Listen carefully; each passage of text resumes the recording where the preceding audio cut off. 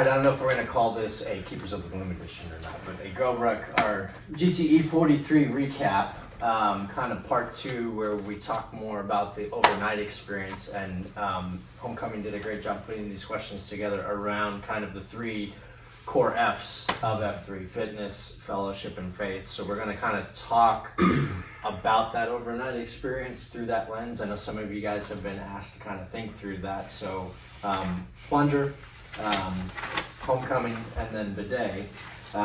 You guys were asked to kind of talk through the fitness piece. We just kind of talked about Grow School in the last little portion of the first section there. For a lot of us, I think, was more than what we expected going into it in terms of what we got out of that, how inspired we felt going into the evening, but yet still, like I think you were mentioning, kind of a little bit nervous as to this vast unknown. It brought us back to our first F3 days of, I don't know what I'm showing up for, but it's going to be weird. So it's going to get weird. Yeah, it's going to get weird quick. How did the physical demands of the GROWRUCK challenge at your fitness levels? How did you personally push through those moments of fatigue? Because 16 hours is not an easy thing, and the things we were doing during those 16 hours, with, as Flenderson mentioned in the last segment, so many breaks and so much rest, an opportunity to fuel and recharge.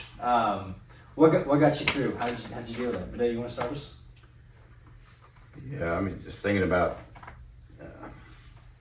how many times there were of like, am I going to make it through this, right? I mean, there's probably multiple times when I kind of had this side conversation going of, what does it look like to not, to be one of those guys?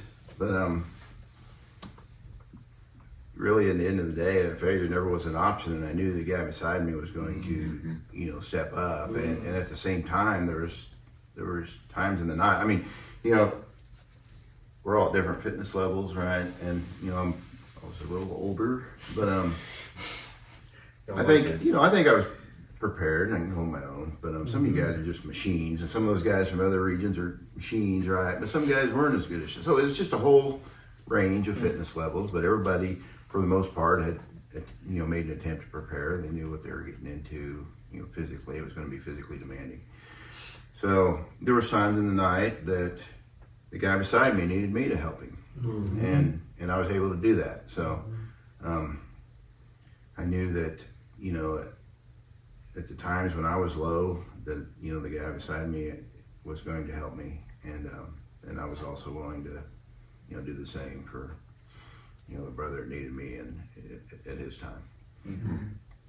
So looking back for you specifically, because you take a very humble view of yourself, sir. Because I think we all think you're a beast. You are right. No question. So, Bane. But for you, but for you, looking back on your own stuff at the end of it, what did it mean to you to kind of see that you pushed through all of that? I mean, when we're on that hill on a knee, arm around each other's shoulder, what were you feeling at that moment? Well, I wasn't prepared for that question. I will say, the whole forming the perimeter thing at the time, I didn't really digest. I just thought, well, it's kind of a strange exercise. We're out there, and it's pretty chaotic still, everything going on. But that is maybe one of the things that I have pondered on the most since. And I didn't even like a lot of you guys posted your own kind of AR on Slack channels, and I'd written down stuff, and it ended up being a book, and I'm just like, man, you guys don't want to read all this. But that wasn't even in my original list of things.